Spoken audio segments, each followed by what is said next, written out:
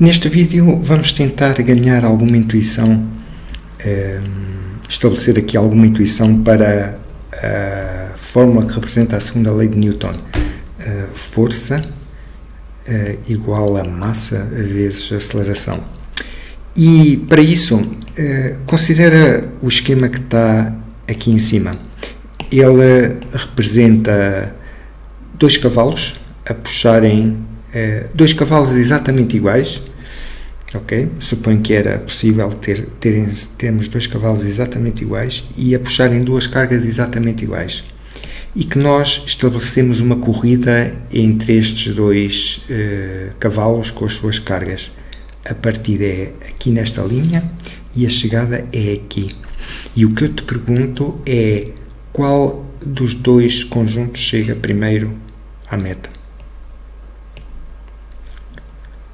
Bem, se nós supusermos que eles são exatamente iguais, supusermos que eles partem exatamente ao mesmo tempo, sendo exatamente iguais, fazem este trajeto exatamente ao mesmo ritmo, então eles vão chegar à meta exatamente ao mesmo tempo.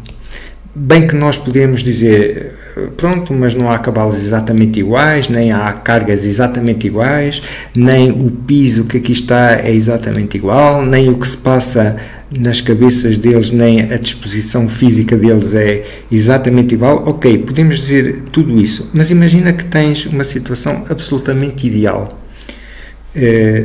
Nada havendo que diferencie estes dois casos, a nossa conclusão é que vão chegar à meta os dois ao mesmo tempo. Agora vamos pôr uma corrida mais animada um pouco. Em vez de termos dois conjuntos, temos três. E novamente, cada um destes conjuntos é exatamente igual aos outros dois em todos os aspectos que interessam para esta corrida. E é dada a partida, e a pergunta que te faço novamente é qual destes três conjuntos chega primeiro à meta? Bem, nada havendo que os distinga para efeitos desta corrida, estes conjuntos idealizados, não é? Tal a ideia dos cavalos serem exatamente iguais e as massas exatamente iguais, de modo a que eles não se distinguem em si de nenhuma forma, a única conclusão que a gente pode tirar é que vão chegar os três ao mesmo tempo à meta. Agora vamos ver aqui outro cenário deste tipo, que é, imagina que estes dois conjuntos são postos perto um do outro, de modo a que as duas cargas, as duas massas fiquem coladas, mas que o terreno seja tão plano e os cavalos se desloquem exatamente em linha reta e as massas sejam tão estáveis que não haja nas cargas movimentação nestes sentidos, ou seja, elas não abanam, não chocam entre si. O único movimento que elas têm, a partir do instante em que os cavalos partem, é um movimento linear. Portanto, não há movimentos laterais aqui.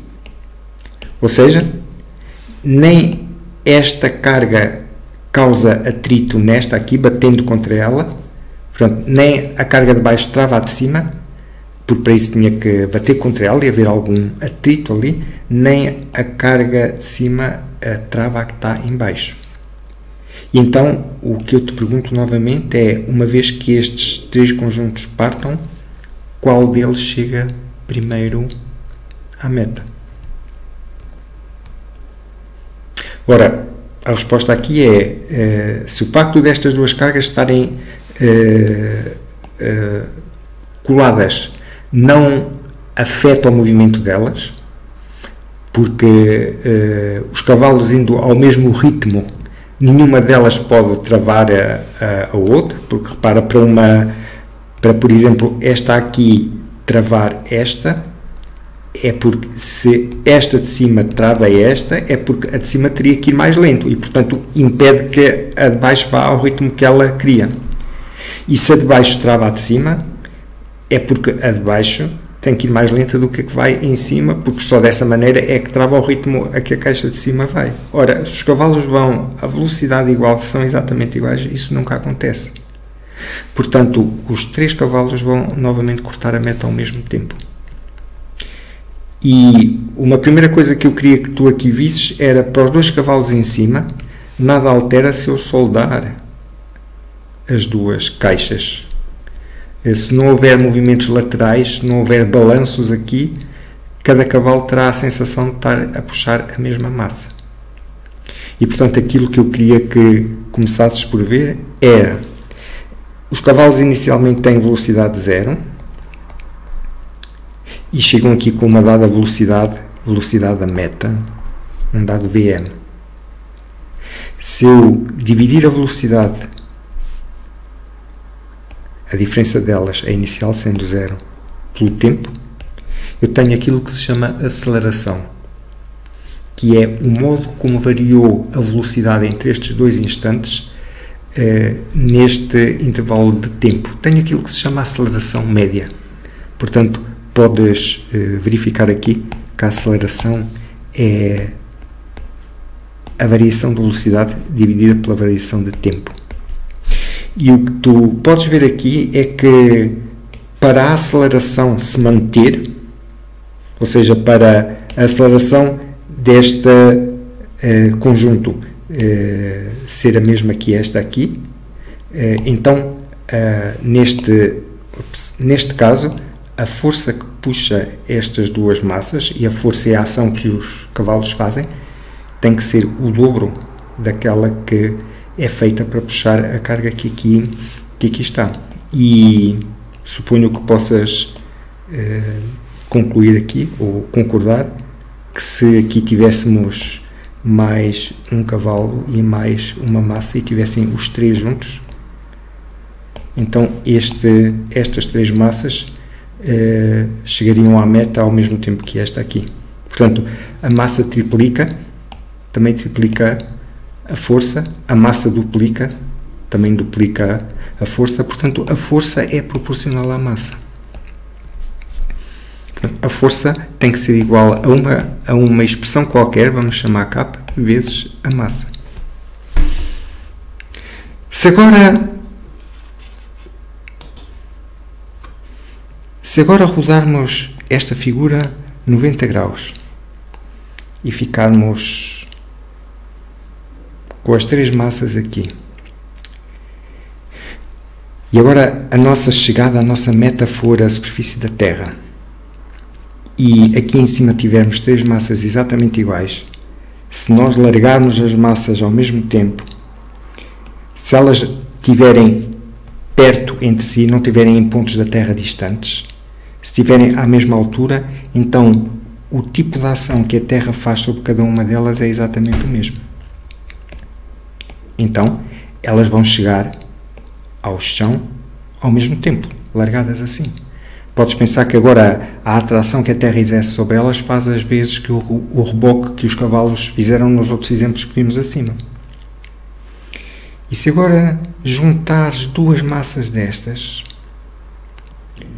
e a ação da Terra, estas massas estiverem tão próximas que a Terra a superfície da Terra possa considerar-se plana, e se as forças exercidas sobre estas massas forem exatamente as mesmas, e se desprezarmos o atrito do ar, portanto, se a única ação envolvida sobre estas massas for aquela que a Terra exerce sobre elas, então é fácil perceber porque é que 2 kg largados da mesma altura que 1 kg têm que chegar à Terra ao mesmo tempo.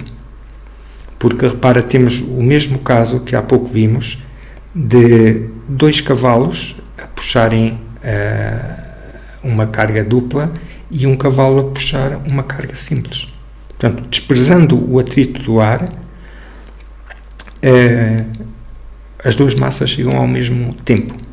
Quando se considera o atrito que o ar tem, como aqui se chamar esta força F, e esta força F, e esta força F, elas vão ter a resistência de uma força de atrito do ar. Vamos pôr aqui força de atrito do ar. E essa força é uma força relativamente complexa, que depende da forma que os corpos têm e da velocidade a que os corpos vão. Ora, a velocidade deste conjunto e deste é a mesma, uma vez que eles chegariam à Terra ao mesmo tempo. Se tu tiveres uma caixa que pese 2 kg e outra caixa que pese 1 kg, e a forma delas for exatamente a mesma, então o atrito do ar trava mais a caixa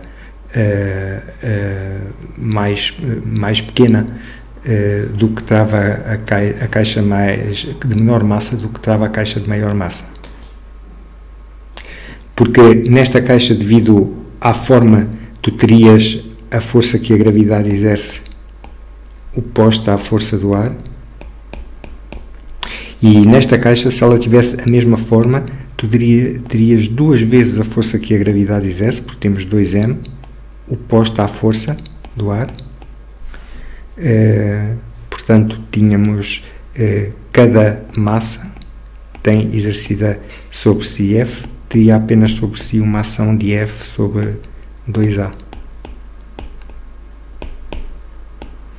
E, portanto, a caixa mais pequena é mais travada, por isso é que quando tu atiras algodão ao ar ou atiras ferro, o ferro cai primeiro, mas se não houver ar, se a massa for do objeto de algodão e do objeto de ferro for a mesma, eles chegam à Terra, à superfície, chegariam no vácuo ao mesmo tempo.